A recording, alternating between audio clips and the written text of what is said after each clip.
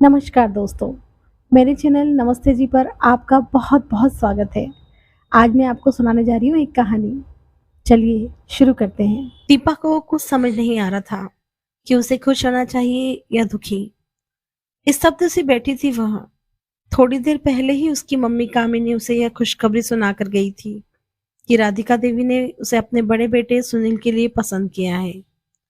राधिका देवी बनारस के एक समृद्ध परिवार की मुखिया थी, जो अपने दोनों बेटों सुनील और अनिल के साथ एक बड़ी सी कोठी में रहती थी। राधिका देवी ने कुछ दिन पहले ही दीपा को अपनी सहेली चंद्रिका की बेटी तनु के साथ देखा था और सांवली साधारण रंग रूप वाली धीर गंभीर अल्पभाषी दीपा को अच्छी तरह से जान परख लिया था और तनु से भी अच्छी तरह पूछताछ कर दीपा के घर आ गई थी। दीपा के पिता नहीं थे, ना ही कोई भाई बहन थे।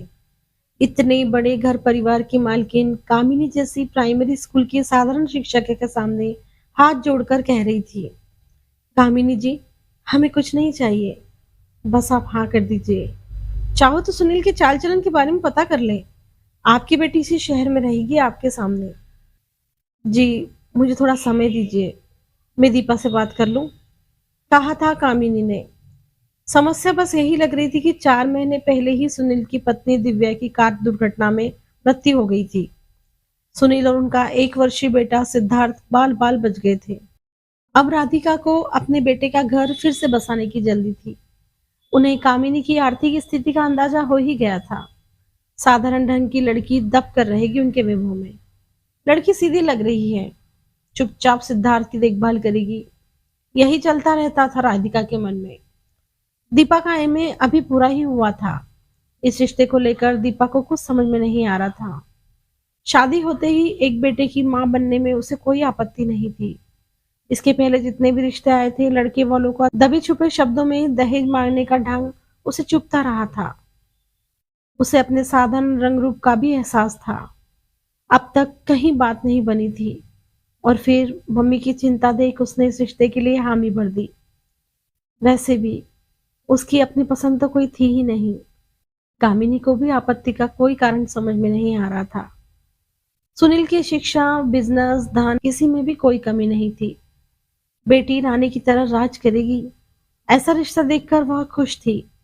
रही सिद्धार्थ की बात, तो वह जानती थी कि दीपा को बच्चों से प्यार है। उसे सिद्धार्थ से लगाव हो ही जाएगा, यह भरोसा तो उन्हें था ही। विवाह आनंद फानन में तय हो गया। राधिका देवी, सुनील, अनिल और उनकी खूबसूरत पत्नी मंजू, अनिल से छोटी सुजाता और सुनंदा सब आकर दीपा को हीरे की अंगूठी पहना गए थे। कामिनी राधिका के बड़प्पन के आगे नतमस्तक होती रही। विवाह 1 महीने बाद ही होना था। सबके जाने के बाद दीपा ने कहा, माँ, मुझ जैसे साधारण शक्ल सूरत की लड़की को कैसे पसंद कर लिया उन्होंने। वे सब कितने गोरे, कितने सुंदर हैं, और सिद्धार्थ को सब नौकरों के पास क्यों छोड़कर आए थे। वो तो मुझे नहीं पता, लेकिन तू चिंता मत कर, यह सब तो ईश्वर की मर्जी से होता है। लेकिन माँ, मैं उन लोगों के सामने कुछ भी नहीं हूँ। क्यों? क्यों इतना कम समझ रही है अपने आप को बेटा? पढ़ी लिखी है, कितने अच्छे नक्शे हैं मेरी बेटी के। तू बस अब खुशी से तैयारी कर। फिर जितना हो सकता था कामिनी ने अपनी बेटी के लिए किया। राधिका देवी बस कुछ खास लोगों के साथ आई। साधारण रूप से विवाह संपन्न हो गया। दीपा ने बड़ी बहू के रूप में ससुराल में प्रवेश किया। दीपा के दिल में सिद्धार्थ को देखते ही उस छोटी सी जान के लिए ममता उमड़ पड़ी। सुनील ने पहली बार में ही दीपा से कह दिया, यह विवाह माँ की मर्जी से हुआ है। हमारे तुम्हारे स्टैंडर्ड में फर्क है, उसे समझने में तुम्हें थोड़ा समय तो लग ही जाएगा। मैं तो खुद हैरान हो गया था जब माँ ने तुम्हें पसंद किया था। माँ तो हर चीज में अपना स्टैंडर्ड देखती है, पता नहीं उन्होंने तुम्हें कैसे। खैर छोड़ो, धीरे धीरे हमारी सोसाइटी के कायदे कानून सीख जाओगी। आवाज बैठी रही दीपा। उसका दिल अंदर ही अंदर से रो पड़ा। अगले 1 हफ्ते में ही उसे सबके व्यवहार में एक परायापन लिए दूरी दिखाई देती रही। उसने सोचा, क्या यह अमीर गरीब का फर्क है? वह सबसे घुलने मिलने की कोशिश कर रही थी, लेकिन उनके स्तर में जो असमानता थी वह उसे साफ साफ महसूस होने लगी थी। दीपा ने हर समय नौकरों की देखभाल में पलते सिद्धार्थ को अपनी बाहों में लिया, तो उसे अजीब सा सुकून मिला। सुजाता और सुनंदा अभी बीकॉम में पढ़ रही थी। दीपा को एडजस्ट करने में बहुत मेहनत करनी पड़ रही थी। पहली दीपावली पर राधिका देवी ने सुनील से कहा, कल दीपा को भी शॉपिंग करवा लाना। सुजाता ने पूछा, भाभी आप क्या खरीदोगी अपने लिए? दीपा ने बहुत सहज ढंग से कहा, जो तुम्हारे भैया पसंद करेंगे खरीद लूंगी। मुंह फट सुनंदा ने कहा, भैया अभी तक गोरी चिट्टी भाभी के लिए जो भी खरीदते थे उन पर जचता था, आपके लिए तो उन्हें बहुत सोचना पड़ेगा कि क्या खरीदा जाए। अपमान से जल गया दीपा का दिल, आंखें भर आई। दुख और तब ज्यादा हुआ जब देखा वहां बैठा हर व्यक्ति इस भद्दे व्यंग पर हंस दिया है। मन हुआ कि कहे, क्यों लाए हो मुझे इस घर में? क्यों हाथ जोड़कर विवाह का प्रस्ताव रखा था? ले आते कोई गोरी सुंदर लड़की। लेकिन उसके संस्कारों ने उसे कुछ भी कहने से रोके रखा। अब दीपा ज्यादा से ज्यादा समय सिद्धार्थ की देखरेख में बिताने लगी। एक दिन वह कमरे में अकेली उदास बैठी थी। सुनील ने कहा, उदास क्यों बैठी रहती हो? रानी जैसा जीवन है तुम्हारा, लाइफ एंजॉय करो। दीपा ने सोचा, रानियां क्या सचमुच सुख से रहती हैं? कीमती गहने, साड़ी, नौकर, राजमहल के अलावा नारी को सुखी होने के लिए और क्या चाहिए भला? पर पता नहीं क्यों बचपन में ही रानियों के सुख को लेकर उसके मन में बहुत सा संदेह रहता था। रानियों से क्या कभी किसी ने उसके मन की खुशी के बारे में पूछा था? सुनील ने टोका, क्या सोच रही हो? मैं माँ से मिलाऊं? मन लगता है अब वहां तुम्हारा? क्यों नहीं लगेगा? मैं समझी नहीं। अरे यहाँ इतना आराम है तुम्हें, अब तो तुम्हें यहाँ के वैभव की आदत जो पड़ गई होगी। इस बात में दीपा ने कोई जवाब नहीं दिया, बस पूछा, सिद्धार्थ को अपने साथ ले जाऊं? जवाब में उनके रूम में आती राधिका देवी ने दिया, नहीं बहू, उस छोटे से घर में परेशान हो जाएगा वह। माँ जी, थोड़ी देर में तो आ ही जाऊंगी। नहीं नहीं, उसे रहने दो, तुम ड्राइवर और गाड़ी ले जाओ। दीपा के मन को बहुत कष्ट पहुंचा। वह हर बार यही सोचती कि क्यों इस घर के लिए उसे पसंद किया गया। क्या इसीलिए कि वह इस घर के रोब-दाब में दबी रहे, उनके बेटे की जरूरत का एक साधन बनी रहे और सिद्धार्थ की देखभाल करती रहे चुपचाप। सिद्धार्थ से तो उसे लगाव भी हो गया था, वह भी उसके आसपास ही मंडराता रहता था। अब तो वह उसी के साथ सोने भी लगा था। उस दिन वह अकेली माँ से सुनील तो कभी उसके साथ गया भी तो खड़ा खड़ा हाल चाल ले लेता और व्यस्तता का बहाना कर चल देता। अब दीपा चाहती भी नहीं थी कि वह उसके साथ जाए। दामाद की सेवा में जब कामिनी इधर उधर दौड़ती तो दीपा बहुत सी असहज हो जाती। धीरे धीरे वह अकेली ही आने लगी थी। दीपा ने दिव्या की फोटो अलमारी में कई बार देखी। बहुत खूबसूरत थी दिव्या। दीपा को लगता था कि कहाँ दिव्या और कहाँ वो। 3 साल का साथ रहा था सुनील और दिव्या का। उसे इस बात पर हैरानी होती कि सुनील दिव्या की कभी बात ही नहीं करता। उसने जब भी सुनील से पूछा था, सुनील ने सपाट स्वर में कहा, अब छोड़ो ना पुरानी बातें, जो नहीं है उसके बारे में क्या बात करना। दीपा को अजीब लगता, इतना प्रैक्टिकल होना भी किस काम का। ऐसा नपातुला जवाब। दिव्या के लिए प्यार या जरा सी याद भी महसूस नहीं हुई सुनील की आवाज में उसे। शुरू शुरू में उसे इस बात पर गहरा दुख होता कि काश वो एक साधारण हैसियत वाले, साधारण रूप वाले इंसान की पत्नी होती तो शायद वह ज्यादा खुश रहती।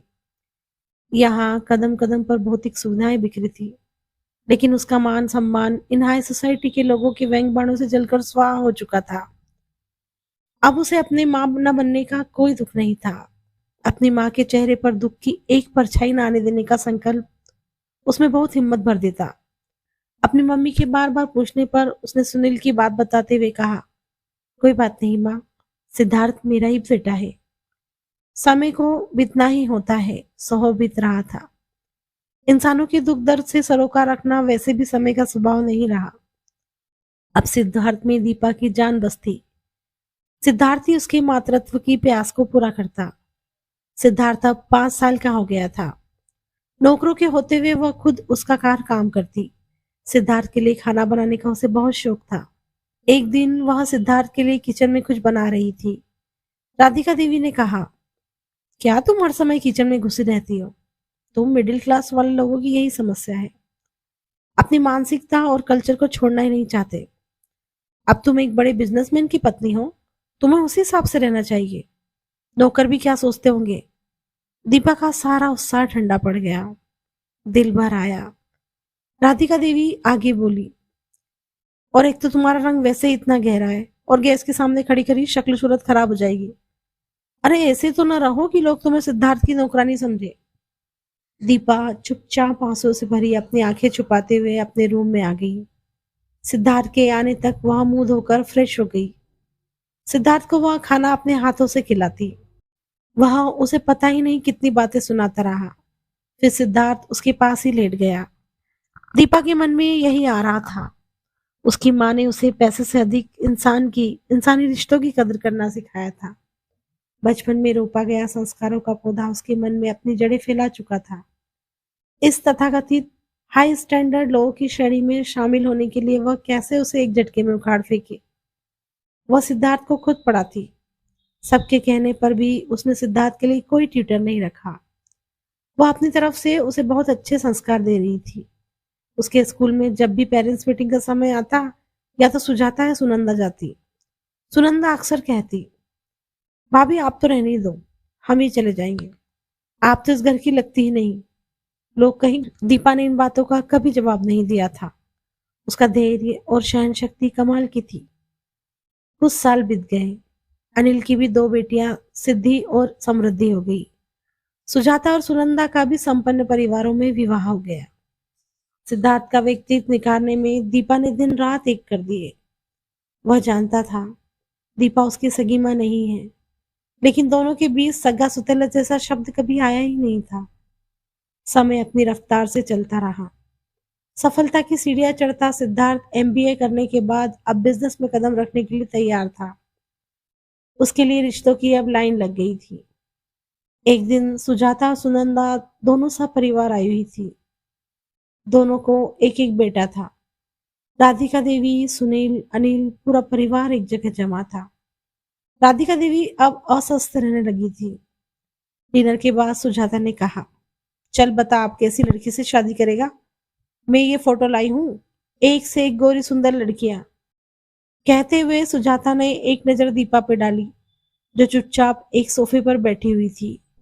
सुनंदा ने कहा, हाँ भाई, लड़की गोरी और सुंदर हो, आम शक्ल सूरत से होगी तो पढ़ी लिखी होकर भी हमारे घर में फिट नहीं बैठेगी। इस घर की तो नौकरानी भी अच्छी दिखती है। दीपा का छलनी मन इन बातों से अभ्यस्त था। सिद्धार्थ के चेहरे पर भी एक अनोखी आभा थी, होठों पर एक निश्चल सरल सी मुस्कान। वह अपनी जगह से उठ खड़ा हुआ। सबकी नजरें उसकी तरफ थी। सिद्धि समृद्धि भी बोल उठी, हाँ भैया जल्दी फाइनल करो लड़की। सिद्धार्थ आराम से चलता हुआ दीपा के सोफे के हत्थे पर बैठ गया। बाहें दीपा के गले में डाल दी। कहने लगा, मुझे लड़की बिल्कुल माँ की तरह चाहिए। यही रंग रूप, यही स्वभाव, बिल्कुल माँ जैसी। एकदम सन्नाटा छा गया। अपने रूप के घमंड में डूबी वहां बैठी हर औरत दीपा को ऐसे देख रही थी जैसे वह कोई अजूबा हो। और दीपा, उसे तो उसके बेटे ने इस समय इतनी ऊंचाई पर उठा दिया था कि सारा जीवन अपमान में झुलसते हुए वह एक पल जैसे मान सम्मान और खुशियों का झोंका बन गया था।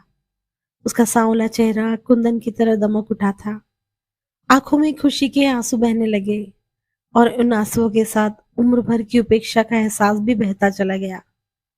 सिद्धार्थ ने दीपा के आंसू पोंछते हुए घुटनों नीचे टिकाते हुए अपना सिर दीपा की गोद में रख दिया।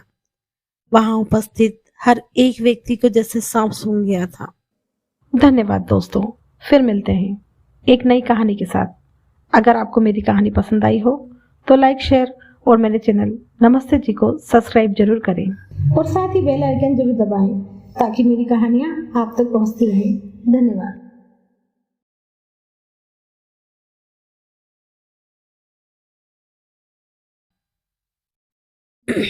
चल बता आप कैसी लड़की से शादी करेगा। मैं ये फोटो लाई हूँ, एक से एक गोरी सुंदर लड़कियां। कहते हुए सुजाता ने एक नजर दीपा पे डाली, जो चुपचाप एक सोफे पर बैठी हुई थी। सुनंदा ने कहा,